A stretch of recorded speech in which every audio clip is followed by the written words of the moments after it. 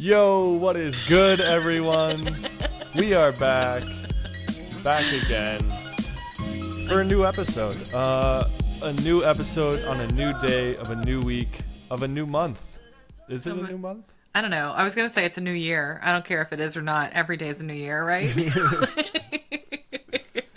guys, sure. how's it going? Why not? Yeah. I was waiting for it. So, which is why I started giggling right off the bat.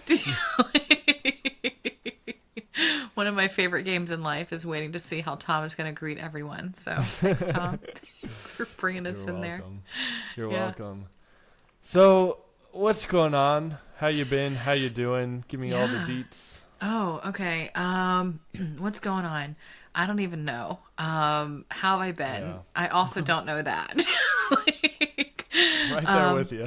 Yeah. So one thing I can say that I know for sure is that I know that we're in a period of integration. And should we just dive right into it? Like why we're into a period of integration? Sure. What else we got to do? Literally nothing. So, Tom and I met up with some of our other friends for a vacation recently. We were going to try and record a podcast, but we were having so much fun that I think it kind of fell off of the radar there a little bit. But, it's always it's a really powerful and beautiful thing to gather with like-minded people. And, I was so appreciative to be able to spend so many days with you guys just kind of, exploring and learning and growing and channeling and doing energy work and all that kind of fun stuff that we're all into. So that is what prompted this period of integration that I know both of us are feeling right now. And I know for me, it's been manifesting as being incredibly tired. And it's been kicking up a lot of crud that wants to come up. Which I'm simultaneously grateful and sometimes annoyed with. No, I get that. And first I want to echo everything you said. It was such a fun time being with you and everyone and having this group. I really do feel so blessed to have this group of people in my life that I can come together with, that we can have these amazing discussions. Everyone brings in a different, aspect of spirituality and modem, and I learned how to really do tarot for the first time because of Reiko. That was so fun. That was awesome. And just everyone brings in a different personality and atmosphere and perspective to the conversation, which was incredible. That in itself was such a wonderful gathering and so helpful and a good reset for me as well, as someone who doesn't as much have people in my day-to-day life to talk about this stuff with as much. I think that was a big part of the integration. I also think we're just collectively in a big period of integration too, right? Like that wave of change that you had been talking about, that I'd gotten messages on, that I think that was like a cataclysmic event the last couple weeks. Smacked us. I think we're feeling the ripples of that, the reverb of that, and it's not just people who are into more spiritual stuff. I think everyone is feeling in some way or another the changes that are going on, emotions coming up, old things getting kicked up, changes in their life. So it's I think a big time for everyone, really. Yeah, I think you're right. And it's always fascinating to me, as I'm working with clients, noticing, obviously the clients that I'm working with are on this path where we wouldn't be working together, but just noticing so many similar things coming up for them. A lot of people have been sick, physically, actually sick. And it's all this energy that's coming up to be renowned in really uncomfortable and sometimes what we might judge as being yucky ways. And so, the advice I've been offering with that is, notice where you are. Be an appreciation for the yuckiness that's here, because the good news is that it's coming up to come out. Maybe not in the most comfortable way, but it is coming up to come out so that it makes space for that new higher vibrational frequency. So, fascinating how that works, isn't it? No, absolutely. And, I fully agree. It's not a comfortable thing, and it's annoying to have to see a lot of these things that you maybe thought you were over with already, or you were done with, or things that you maybe didn't want to look at so closely. Yeah. But it's a part of our humanity, right? And what we have agreed to in ourself, and we can see outside in the collective. And so therefore we have to see it again. We have to sit with it and give it mindfulness, whether that be consciously or energetically, right? And that's what helps these things move. And one of the things I've been getting around this is, even despite these times of integration and gunk coming up, we don't have to pretend or forget that we are not separate from source. We don't have to pretend that source isn't right there beside us, that we aren't this expression of source, and therefore we don't have to pretend we're fighting this battle alone, or that this is some horrible jump back to the old ways of being evil or bad. And that this is something we're doing as of the divine, with the divine, and not as a separate a being who's stranded and stuck with their problems. And that's been helpful for me when I'm able to remember it and apply it, but Yeah. it's not always easy. I can appreciate that, and I feel like too, like, as we travel this path, sometimes, and I'm sure I'm not the only one who's fallen into this, but sometimes we have this maybe tendency to think like, okay, like as I move on this path and as I move up the spiral, it's like sunshine and roses. And that sometimes I think makes way for judgment to come in when we realize, oh, I have shit that's coming up, so it's been a really fascinating kind of exercise in noticing the places where the judgment is coming in, and, having the mindfulness to hold it lightly, give it permission to be okay, like notice the feelings that are coming in, notice the, be in the noticing, be in the awareness, being in the softening around it, and really working to kind of hold that stuff really lightly so that it doesn't kind of suck us down into that personality body who's like, well, it should look like this, because that's what it is. Every time you hear the word should, it is always the personality body, the small self, who is trying to dictate the terms of things. So that's been a fascinating practice. Absolutely. And that's so well put, being the observer and having a sort of neutrality here, and knowing that these things will pass, right? And for your benefit, even if at the time they are uncomfortable. And it's been, like you said, physically uncomfortable too. I've been so damn tired. There were a couple days where I felt sick. I didn't really have anything, but I just felt like my head was like, poof, and I was exhausted. And, there was a passage that I was reading at the end of the Book of Resurrection, where the guides were talking about, they address Paul, and they're like, this might be helpful for the student too, but you're feeling so tired because your body is actually also asking to lift in vibratory frequency alongside as well. And we have to recognize that our bodies are on this journey with us. And which is really cool. Yeah, it is. It's so interesting. Yeah.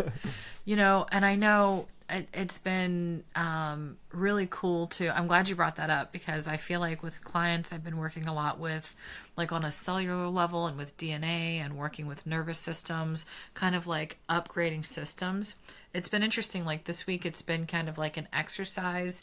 And there's this, I'm not sure what the modality is. It just kind of comes in, and it started a few years ago. But it looks like when we're working with people's nervous systems, it kind of looks like a computer, like a motherboard. But it's not made out of like the same kind of thing. It's just a good visual reference. But it's been like plucking out these old pieces and bringing in these new, like components into this kind of motherboard of the nervous system, and helping to lift that so you can hold the higher frequency, which actually makes a lot of sense. Like when I think Yeah. about what I know about energy work and how the energy comes in and through and into the alta down into the nervous system to step down into the, emotional, mental, and physical bodies, I'm like, wow, that's super cool. I get like super geeked out about it. No, that is super interesting. And I actually built a computer a few months ago. And Oh, so cool. I like that metaphor because, one of the awesome things about building a computer is that when, new upgrades come out and it's able to handle more, right, and have bigger capacity and do more and, process more, you can just pull out the old pieces and stick in the new ones, and how all the connections work and everything like that. And so I like that metaphor the same way, right? Like our physical bodies and how we've been acting in the world have been able to hold a certain level of energy, of vibration, of alignment. And it makes sense that these body parts and the aspects of our body would need to be upgraded and tweaked and given a jolt of energy to little zap here and there. Huh. I wonder because I feel like it also has been making those contrasting moments where like the judgment or the fear or the whatever is coming in. I feel like that's been making those like more noticeable or like it's more of a contrast, which would actually make a whole lot of sense, right? Yeah. Like, as you refine your energy, when you engage in the old behaviors or patterns or frequencies that are no longer in alignment. So it's, I guess it would be the equivalent of upgrading to, I don't know, Windows 98. Because that was like my favorite. That's not really an upgrade. That's from 1998. Okay, so like if we were back in 1998, yeah. or like I don't even know what the version is these days, like whatever. But it would be like you're trying to run old programs on new software, and there's not the compatibility. Yeah. Yeah, I and like that. I wonder if, yeah, okay, that sounds. I'm hearing that's accurate. So. That's really fascinating. And you're right, Windows 98 is not an upgrade, but it was like the best version. No, it was the best Windows. No doubt about that. It's only kind of gone downhill since then. But no, I do like that as well. And I think that's apt and helpful for me because I feel like it's like lesser step downs make me way more uncomfortable right now.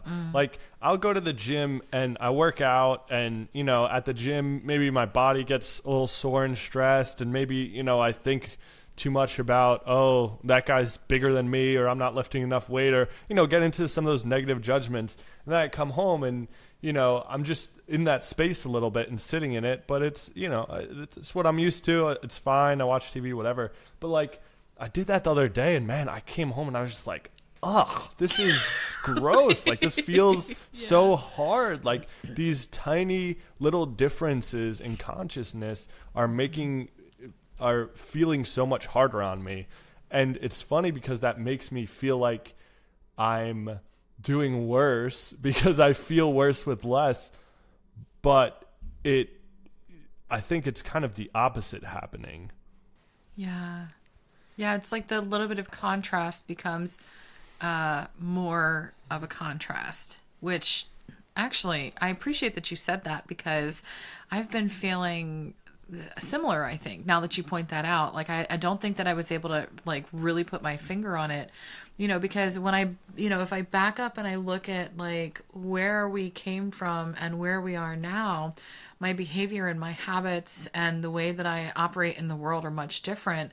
But I am finding a lot more contrast in those little moments. Because, when I'm sliding into judgment, it's much smaller than it used to be, but it feels much, much larger. So I think I love that you brought that up, and I appreciate how you framed that. Because it helps put it into perspective. Yeah, thank you. And I'm glad I'm not alone in kind of feeling this way. Which, we never are. No. No, and I think there are a lot of other people who are feeling this way too. I know this has been in most of the conversations that I'm having with friends over the last week. People are experiencing very, very similar stuff of, man, what is all this shit that's coming up? So, I do think it's really interesting how the judgment and the contrast of what's actually less judgment feels like more, or less fear feels like more, because it is, it is coming up to be renowned. And I was working with a client earlier today, and she's kind of having a hard time. But what I was reminded of is that, like this healing journey or this expansion journey, it happens on a spiral. And, half of the spiral is spent on the backswing, as you're kind of like lifting. But it all feels like, like your own personal retrograde, And in those times, those are the times where the stuff is coming up to be renowned, where it is coming up to say, hey, here I am. There's another layer or another level or another depth to this that requires your attention. And so it brings me, I had this, I don't know, insight, download, whatever you want to call it, when we were all hanging out. And what this whole experience has been kind of feeling like to me is this invitation to, and this is like so simple, it's ridiculous, right?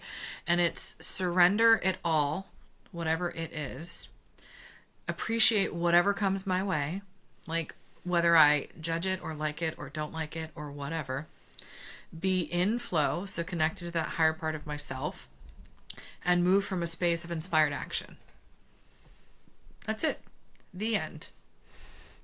That's the whole thing. It's a good list. Yeah.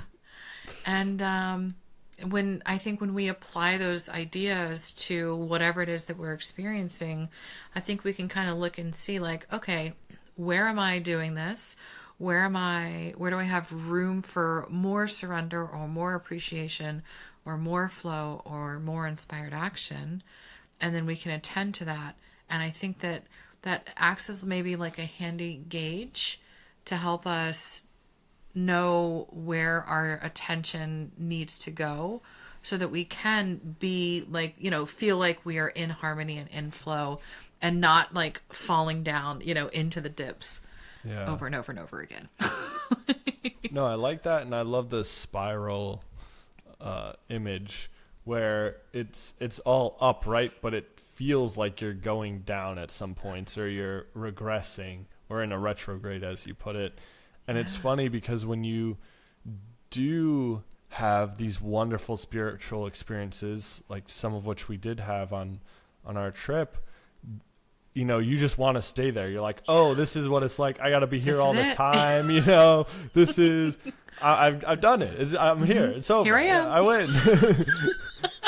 And we forget that those are incredible, but those are the glimpses into where we will be. And we still have work to do to be there 24/7, right? To embody that.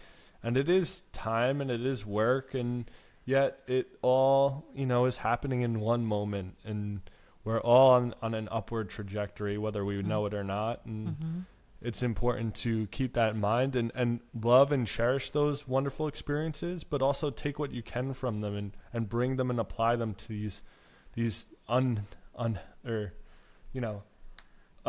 fun things. Yeah, less fun experiences. Yeah. I think it's kind of like the idea of like the peak experience, like when we gather like we did, it creates these new highest points. It creates a new peak experience. And so then, we tap into this new high vibrational frequency, but we still need to integrate the potential of it so that that peak experience becomes the new normal. But I think if we stop and we turn around and look at the mountains that we've already climbed, we'll see that, wow, look, we've had so many of these peak experiences, and it's taken time to grow and integrate into those. And that makes it, like, I think so much easier to be like, oh, okay, I am in perfect divine time. Oh, okay, it is normal to, like, do a little rock climbing and then, like, maybe slide down the mountain a little bit. Yeah. You got to do the hard rock climbing where your hands get blistered and bruised to get to that peak. And that is a great way to put it, because if I think back to some of the, highs or peak experiences I've had in the past, it feels like much of my everyday life is is some variation of embodiment of that, and a realization of that. And that's beautiful. And that's, something we talked about where, we felt like we were where we wanted to be 2 years ago or a year ago. When did we meet? 2 years ago? Like I don't know. it feels like we are where we wanted to be. And that's so beautiful. And that's such an incredible reminder to have for ourselves, because we have come far. All of us. Yeah. Yeah. And it's like, wow, okay. And I think that also helps kind of give us hope for where we're headed too. I remember like when I first started this journey, like it was a long time ago, like 20 years ago, wow. Anyway, looking back on how I moved through the world then, like you're exactly right. I have embodied those things that I only aspired to then.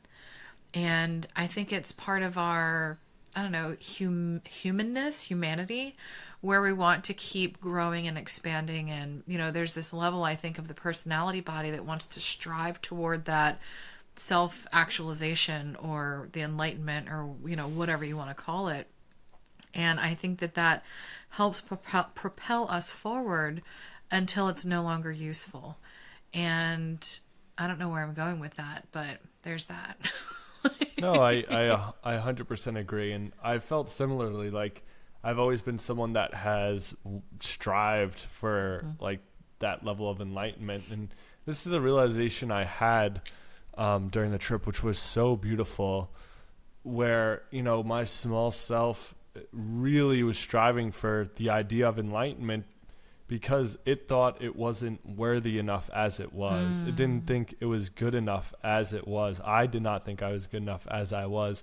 And when I realized that isn't true and that could never be true, and this doesn't mean the small self is perfect or doesn't make mistakes, but it doesn't need to be better in the ways it thinks it does. All it needs to do is move to what I and it always was, right? And that is different, because then I am not trying to change myself, which implies a lack, right? It implies a brokenness or a faulty, which we know can never be true. And what it instead turns to is a movement, an alignment, a shifting to what is already true. Yeah, and that creates allowance. so much, and that creates so much freedom and ease for this small self, who now realizes, okay, I don't have to beat the shit out of myself. I don't have to, be this whole different person. I don't have to be enlightened to be worthy to be. And that was a big realization for me. Man, I love that. Thanks for sharing that. I think that's really useful for people. And I know that that's something that a lot of us are working on, of being in acceptance for exactly who and what and where we are now. And, I know for me, like I guess a similar kind of shift happened when I took a sound healing class a handful of years ago. And the teacher was like, make friends with your ego. And to me, that was like a totally foreign concept, like what? That implies that, and, like now I can see the beauty of the simplicity of that, because it really does move you into the state of allowance of the recognition of the divine in all aspects of yourself, even those that we like to bring judgment to, where, it's wrong or it's bad or it's not spiritual or whatever. Because really, like, the idea that anyone or anything isn't spiritual is in separation and is not true, because it's either all of God or none of it is. So it's all of God, because it can't not be none of it. Or wait, you know what I mean? I got you. Yeah. And what's beautiful about that realization too is then we allow other people to have their small selves, and we're not trying to change anyone else. And this doesn't mean we let people do whatever they want or, run rampant or, step all over inflict onto others. But what it does mean is we see their personality selves outside of the distortion that it has, the lack of understanding that it has, because that's what it comes down to, right? When the Buddha talked about we're all ignorant, I believe that's what he meant. Like, our small self is ignorant and it's doing the best it can. It doesn't need to change. And in fact, that's one of the things that needs to let go of, this idea of it's not good enough. It needs to be destroyed or better or take control or have power or lose power or whatever. and that creates a freedom too, where you can love people as they are and even their small self and all, and not have to, think you have to fix others or yourself or any of that. And also, I feel like it makes all this so much more fun, and fun's a big one for me. Like, if I'm not having fun, I'm not doing it. Like, that's all there is to it. And honestly, I think that's okay.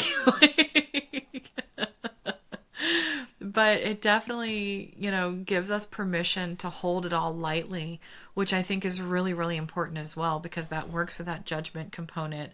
It works with the component of forgiveness, like giving yourself permission and giving others permission to be in their perfection exactly as and where they are. And wow, what a gift. What an opportunity. Yeah.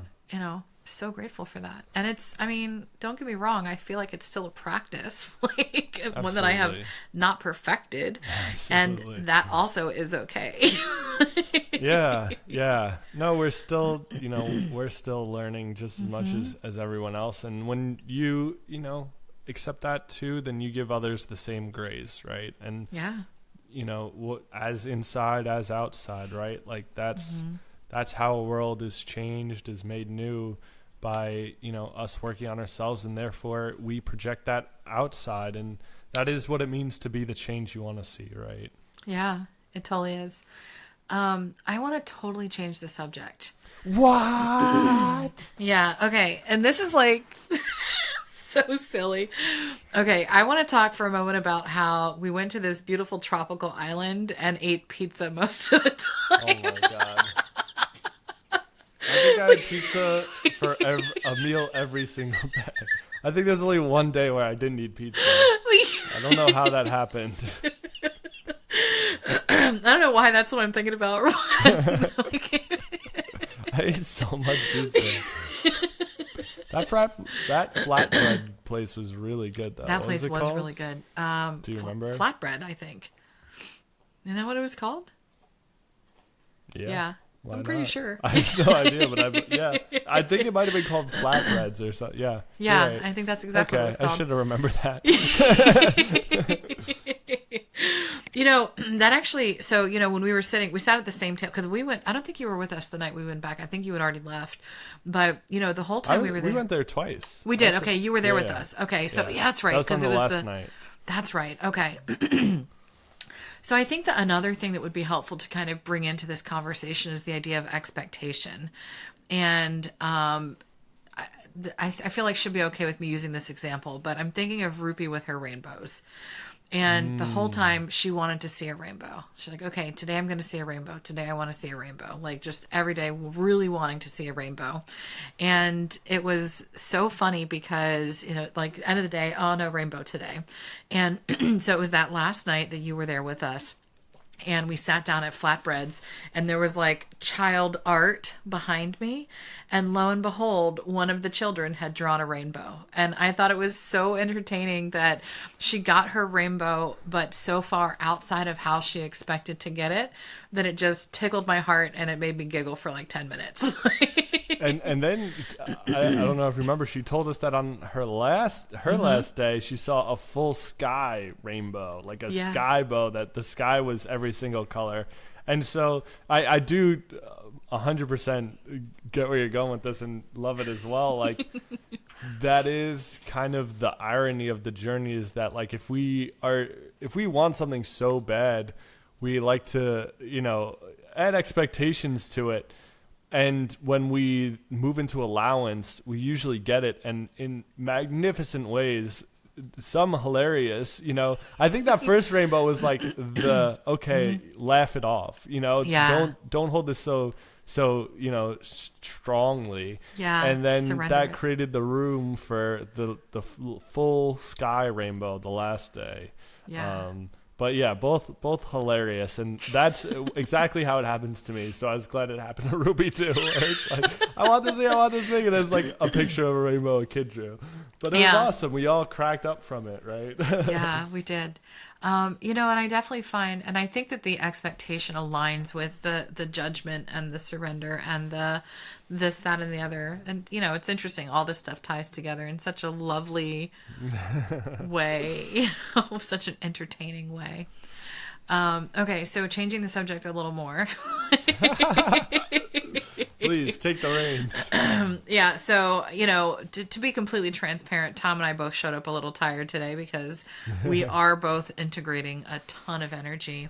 And part of what that was us kind of leaning into, I think it was the last episode that aired where we were talking about channeling and energy work and being public about it. And being public about it. To our dismay.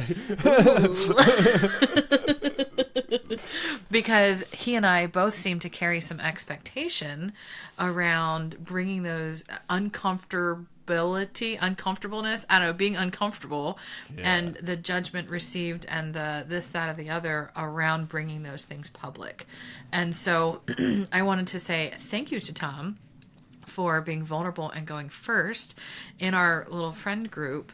And I'm going to just throw it out there and put you on the spot because that's what friends do, right? So, Tom started, we talked about this, so this isn't really a secret, but Tom recently started channeling and was wanting to practice in front of people who are not his girlfriend. And so we were willing participants in that. And it was funny because we just kind of were like, okay, you can do this before or after we go to the beach. Here, sit down and start channeling. And he did it, and he stepped into it, and he stepped into this space of allowance and just went for it, and it went amazing. And so I'm really super proud of you for that. And it also gave me the courage to do whatever happened after that. Well, thank you. I do appreciate that, and I appreciated everyone for being open and willing and honest participants in it. I was super nervous, even more nervous than I thought I was going to be, and I don't really get anxious anymore. But it was an interesting experience for me. I'm still new to it, and it's still so subtle in me being in that alignment and space. And so there was, some pauses and some this word's wrong and that word's wrong. But I think it was really invaluable to be able to do it in front of other people for the first time, some of which I've known for a while and some which were, I only met a few days ago. And I think what was really awesome was one, like getting feedback from people in terms of them being able to feel the energy and being like really hearing and appreciating the message, and people wanting more of that, I think was super awesome and surprising to me, honestly, a little bit, not in a bad way, but in like, whoa, that's awesome. I'm glad this is really connecting with people. But then after, we had some friends of friends who were also interested and who had heard about it. And, I shared the transcript with them and getting really, really incredible feedback from them and them wanting more, all of which was awesome to me, because I do think, we're allowed to ask for confirmation, and it is healthy to practice discernment, and working with other people is an important way in any energy work, but I think channeling as well. And what was also really cool was that having a group and working with other people, you all asked some questions, and I hadn't really had that before. I mean, my girlfriend asked a couple test questions, and just to see, I was curious what he would answer and how he would answer it. And everyone seemed to find his answers really helpful, which was super interesting to me and really cool, because I like that aspect of, I appreciate that he wants to step in and help people on questions, whether it be about their lives or just teachings or whatever. It was really cool. And even those unanswered questions, that was helpful too. I mean, that was maybe the most helpful answer of the night. So, Carly asked about what am I doing when I'm doing this energy work? Because she's, not to put words in your mouth, but you're doing so many new things and exciting things, and you want to know more about it. And I got answers to everyone else's questions, but to her question, I just got the answer, ask your own guides, which was funny because, you know, after, as she mentioned, after I channeled, she, you know, stepped up and was like, hell yeah, I want to do this too. And she absolutely killed it and was incredible, really. And was able to ask about what you were doing and learn more about what you will be doing. And we had this really incredible experience of energy, and you're working with energy and they're working with energy through you. So that was all awesome. And you did such a good job. And that helped inspire me to know, okay, you know, this can be even more than what I think is possible. And it was such a fun and exciting time, I think, for both me and you, but for everyone there, in that it felt like we were, you know, really a part of and building towards something new, and having these incredible and new and powerful experiences. So it was really awesome. Yeah, it was a really cool experience. And, you know, interestingly, I think, you know, I've read your transcript from your channeling session, like the lecture from that. And I think it's really fantastic. I haven't gone back through and read like the part that I did, but I feel like I walked away with a distinct impression that when I'm doing this work, for me, it's less about lecturing and more about the embodiment of the energy. Whereas I feel like the lecture that you received was so good and so clear and so profound for people. And it was almost as if my job was to complement that and work with shifting the energy for more of an embodiment of that channeled lecture. I don't even know if that makes sense. Yeah, it seemed like I think it's interesting because, and I was talking about this with Rupi actually, how guides and work with us and why they come to us. And it seems like a very good complement to both of our strengths, where, you know, I've been someone who's really fascinated by language and intellectual side of learning and just the use of language in general. And so I think it makes sense and complementary that I would have, you know, a guide that wants to give lectures via language and energy and a combination of the two, right? And you work so well with people's physical energy and their energetic bodies and the healing of that. And I think that makes so much sense for your talents and your skills for guides that want to come through and work in those ways with people. Yeah. So it feels like such a great complement to both of our skills and complements to each other, you know, in this work, which is exciting. Yeah. And, you know, it's interesting because I'm hearing, like, as we're kind of moving through this, I'm hearing just, you know, be in the space of allowance and let it unfold as it wishes. So more to come, I guess, is what that means. Yeah. Yeah, I kind of had a hunch. Yeah, you know. But I think it's all good because I feel like, you know, kind of working together in this group setting really kind of gives us permission for this to be okay. And I think it also normalizes it with and for us both, you know? Yeah. And I'm excited about, you know, our little group of people is, you know, starting to get together and like do channeling stuff together, which I think is really cool because I think that's going to help all of us grow in our talent so that we feel comfortable and we feel safe kind of bringing this out in a broader kind of way.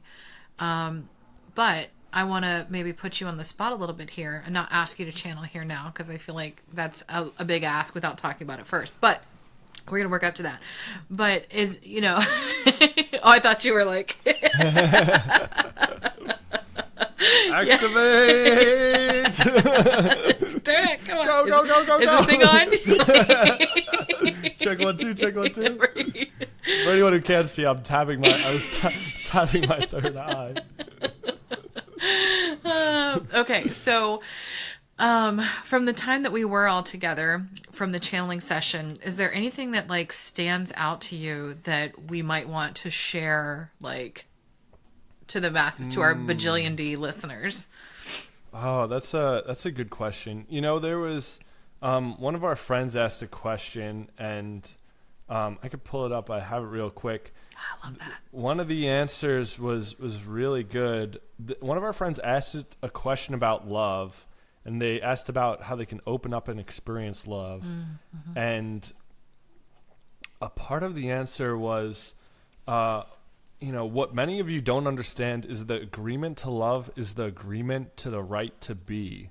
When you say, I am allowed to be loved, what you are in fact saying in a way is, I have a right to be, I am allowed to be, because love is a prerequisite to being. All things that are loved. And when you understand the right to be, the right to love comes just as smoothly. You find the trees love you, the birds sing to you in love. Everyone you experience offers you a tidbit of love, offers you an expression of love. And I loved that. I remembered, so I don't fully remember things. I remember like little snippets or experiences.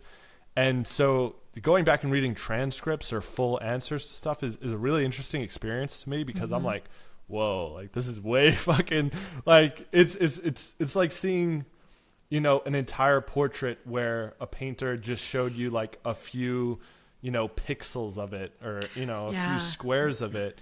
And so to like step back and see the entire portrait is really awesome to me. But I remember, a little bit that right to be, and then going back and reading that, I was like, oh, damn, that's really good. Like, There's no way I came up with this. Yeah. Oh, hell no. I'm not. Listen. Oh, no. It almost reminds me of like, it feels like the act of channeling. Because, it happens the same way for me when I'm doing energy work. And like I really should probably be recording the sessions that I do, because I get these like nuggets of information that come through, and it's almost like impressionist painters, right? Like when you're up close on it, all you can see are like the 1,000 little dots, but as you back up away from it and see the big picture, you can see the beauty of the artistry there. Yeah, that's really cool. Let's see. I'm wondering, like, is there something else that like stuck out to me from that?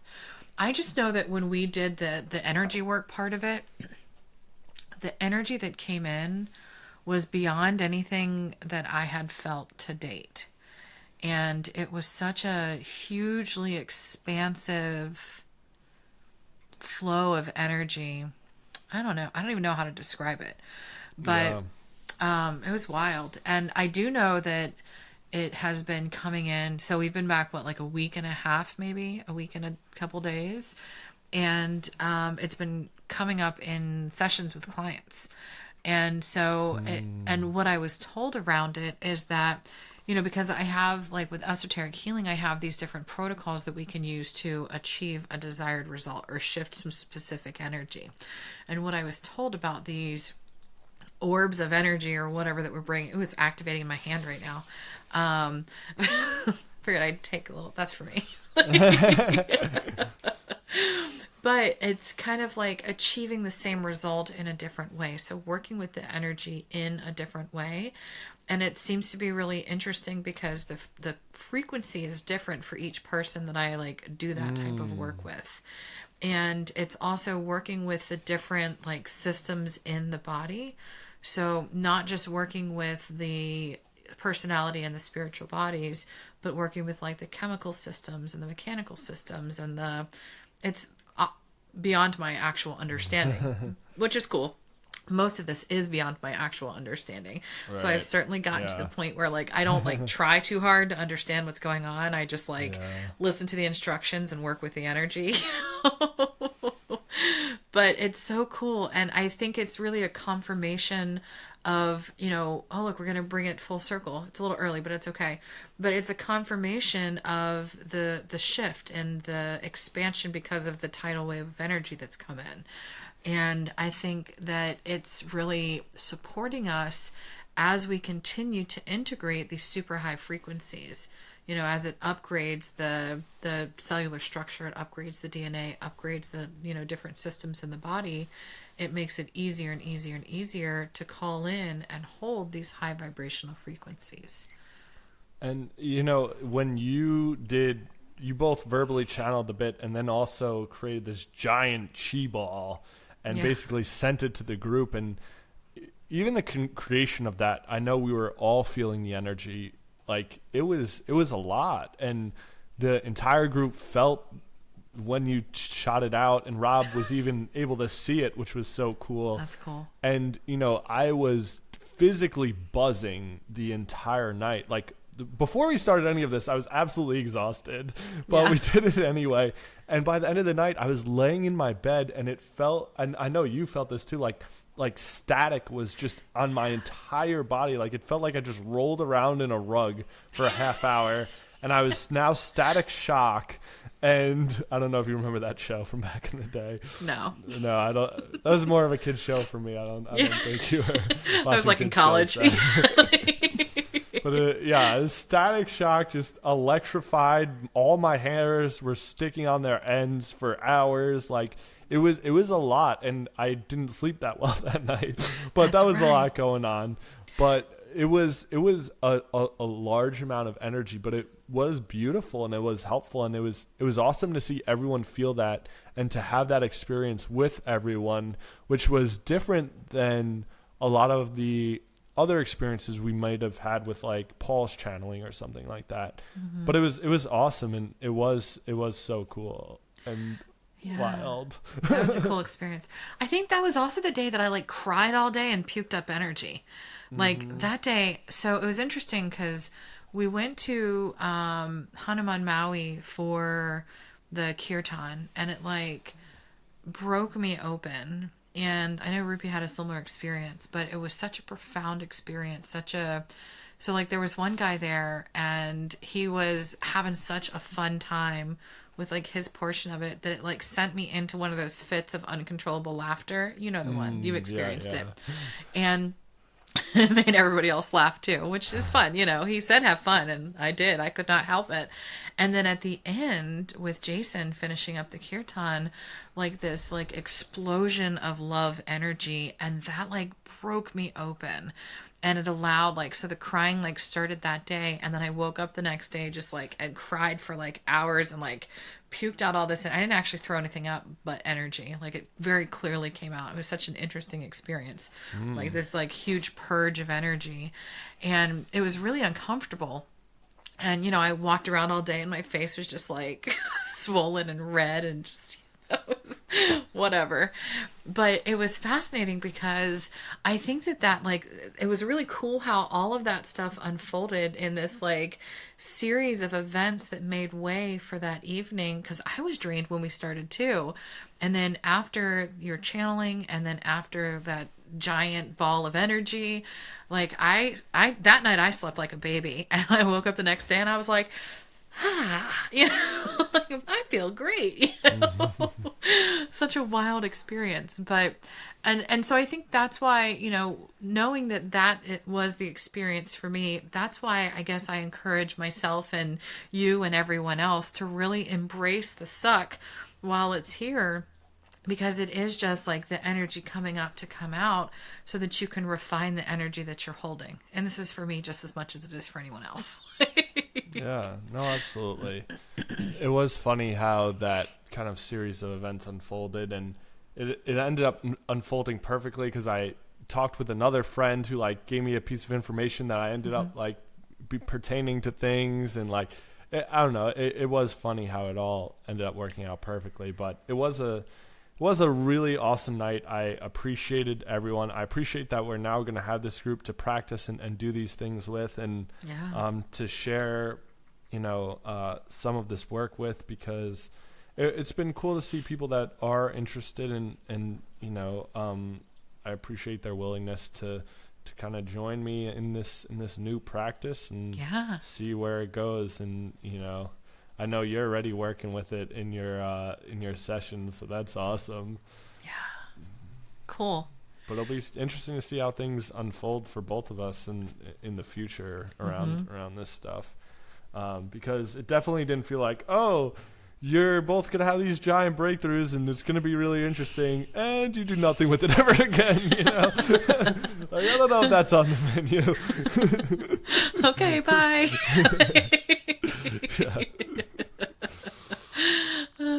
So, should we pull a card? Like, let's do it. I have to say too, like as we do this, I really appreciated how Reiko was teaching us to read, because Reiko is a fantastic. Mine's upside down. She's a fantastic. Incredible. She's so good, such a good tarot reader. So I really appreciate. I've never liked tarot before. I kind of did it with her, and now I'm like, okay, I get how this can be helpful and useful, Yeah, I actually pulled out. I have a tarot deck. It's called the Akashic Record Tarot. It's in the dining room table. Yeah, I bought it like a bunch of years ago on my birthday, and then I was like, I don't know. But after she really shifted how I look at it, so I'm in great appreciation for that. And so I'm going to encourage us both when we pull our cards here today.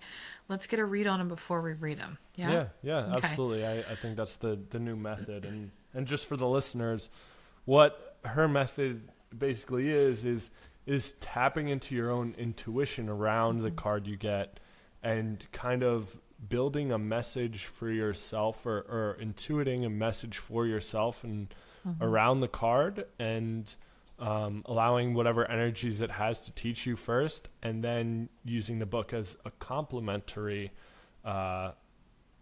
aspect to that. And I found it super awesome and helpful, and way more helpful, and I still think back to that tarot reading, and I obviously you have as well, but yeah. Yeah. And, I know that like, as I had developed my practice, reading oracle cards, that's also how I have liked to read them. And I think that it's a great practice to strengthen your intuition as well.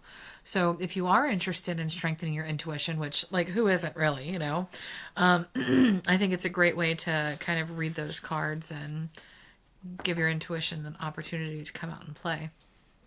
So do we have a question? Well, yeah, I feel like, I know that the day you left, we asked questions about integration, but I don't feel like the integration is over yet. Yeah. And so I feel like maybe a little more support for this as because I feel like the same thing. Yeah, like it's deepening, yeah. So how do we need to form that into an actual question? What should we know for the highest and best for the deepening of our integration? Sure. Yeah. Okay. I feel like that wasn't perfect. That was a little wordy. But I don't think spirits have a word limit, Carly. I think they have time to read a sentence, a full sentence. Sheesh.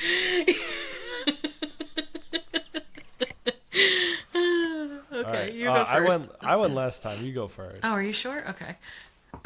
You know what? Yeah, we had to scrap an episode. That's right. Yeah, we did. So to all the listeners out there, unfortunately, we had to scrap an episode. We had problems with the software, so we're trying new software. Hopefully, it's better. We've already had a couple snafus with this one.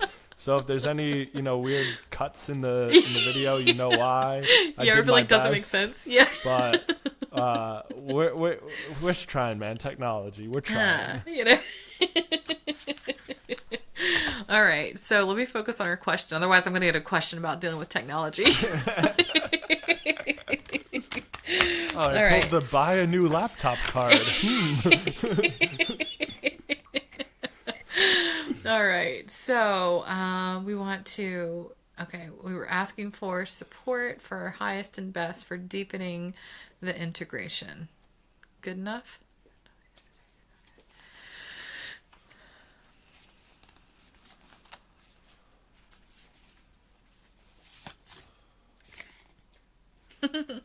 Okay, so this is a fun card. The card that I have drawn is Fool's Embrace, which, love the imagery on this card. So it's about transmuting pain. But, one of the things that I think of when I think of the Fool is I do actually think of the tarot, which I think that's like the first card in the tarot, which is about like making things new, But in this case, the imagery of this card is, first off, it's beautiful. And so maybe number one, recognizing the beauty and the discomfort, recognizing the beauty and the pain. And, when you look at this figure, there's this beautiful full moon rising behind her, him, it's hard to tell. So it's kind of like it's a phase, right? So whatever discomfort that we are currently experiencing, like the moon, it's going to shift to a different phase. So this discomfort in integration is temporary, and it's important to embrace that, right? Because this person's kind of drawn in on themselves, embracing themselves. And I feel like it's also, it might be a fool's errand to lean too much into the pain or to give the discomfort too much weight. And so it feels like really, because if you look at the wings on this creature, they're shiny and they're sparkly and they're bright. And, if this creature would just allow itself to unfold and use their wings, then that in itself would be a transmutation of the pain. So it's the small self that tries to keep us, huddled up in and leaning into the discomfort versus allow ourselves to relax, spread the wings, and then the pain just kind of falls away. I love that. And around the full moon too, right in kind of concord with yours, I think of the full moon as being a time of like huge energy, right? And this movement of tides in us, the ebb and flows of energies and emotion. And so I think that works right alongside with what you're saying in the reading, and that it does pass, but it's this time of big, the crashing about of waves to kind of stir things up, but beneficially, right? Like full moon's also beautiful and such a great time to embrace that download. Yeah. The full moon is also a time for letting go, right? That's the time that we notice what's not working for us and we choose to let that go. It's interesting because when I look at this a little more, I also see that like down here, there's a planet, and it almost looks as if this person is like standing outside of the planet. But it's like covered in magic, and it's got this interestingly reflective surface for skin. Cool card. So I think I'm not going to read it. And I think maybe you go, and then we'll see if we feel like it's necessary to read them afterwards. What do you think? And the bottom is transmuting pain, right? That's what it says. Yeah, it says transmuting pain. Yeah. And I think that's, so maybe this is kind of like the advice on how to do it, right? Like you transmute pain by, and I think it's actually very much in alignment with what we've been talking about, is holding this stuff lightly, surrendering it, being an appreciation for the present moment, allowing ourselves to be in flow, and then taking the inspired action from what comes from that. And it leads us into the integration of the higher vibrational frequencies. Oh, cool. Yeah, I like it. Yeah, me too. All right. You said you want me to pull? Yeah, I think so. All right. Same question. Support, highest and best, deepening and through the integration.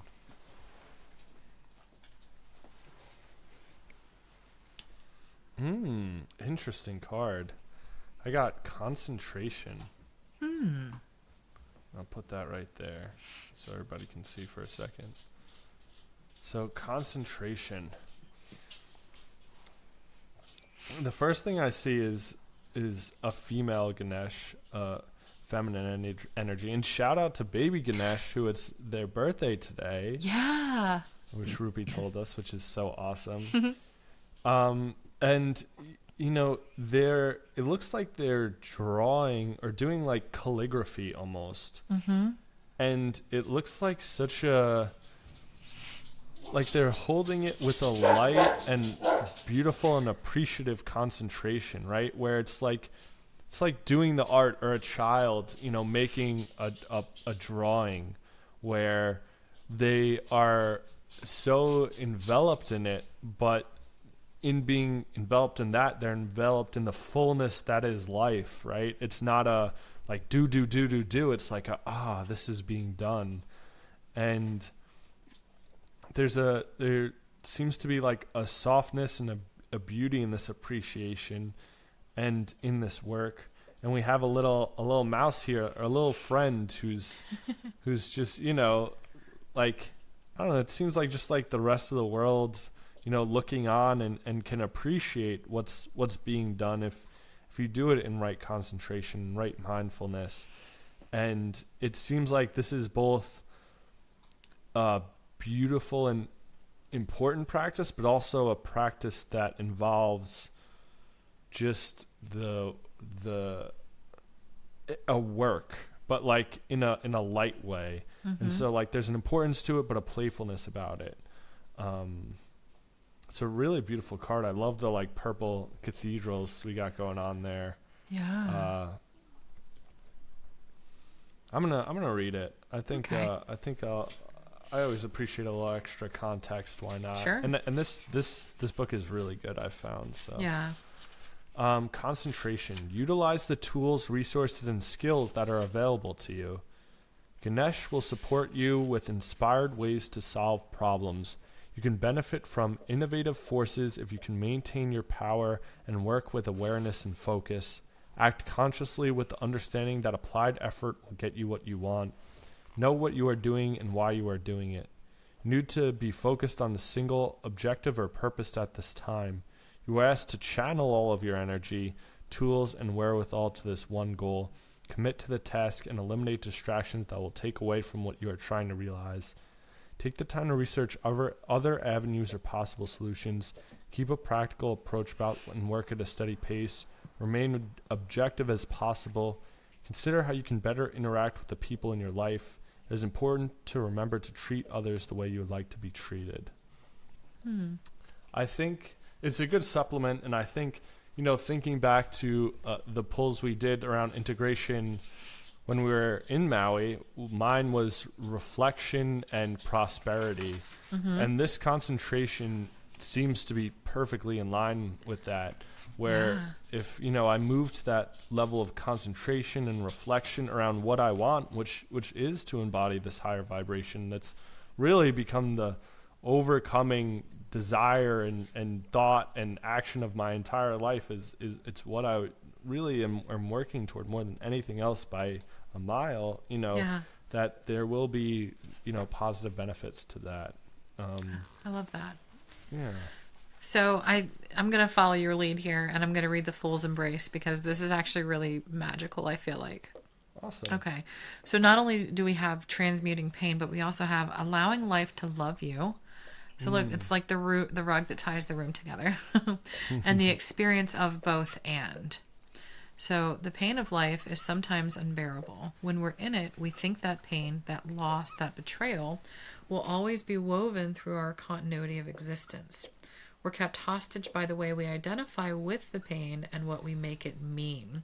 If we let it, it becomes etched onto us like a tattoo. No matter where on the spectrum of pain you find yourself now, whether it be mild disappointment or searing loss, it is time to make peace with it. Befriend it rather than resisting it, kind of like the ego, running from it or judging it as bad or unfair or hostile. Can you see the gift that is here? Surrender to the fool's embrace, allowing the truth to envelop you in love and compassion. What if you could learn something amazing from this? What is truly yours will not pass you by. Something better and perfect for you is waiting elsewhere. If you could come to terms with your liberation and freedom inherent in loss, your broken heart might open you up to a greater sense of humanity and compassion. As in the narrative of tarot, the fool will be at the beginning of your life's adventure, and at the end, when you've integrated all the wisdom you've accumulated along the journey. He will never let you down or lie to you. He will, however, teach you how to revel in both the beauty and the desperation of life. Both and. This and that will always be true. Remember, the pearl can't be created without the gritty sand causing discomfort and acting as a catalyst in the oyster. Your pearl is discovered in radical acceptance that everything has value. All is well now and will be well. Remember that today as you feel the fool's embrace. That's awesome. Yeah, that actually, I feel like that kind of, it did bring it all back around, didn't it? Yeah, no, those had a little bit of everything in there. It really did. As do we. So, with that, Tom, always a joy, always a pleasure. And for those of you who are enjoying this podcast, please make sure that you like it and subscribe to it and share it with your friends and people who you think might resonate with it. The more we can, spread these messages of love and share this high vibe and energy, the more we all benefit. Right? Yeah.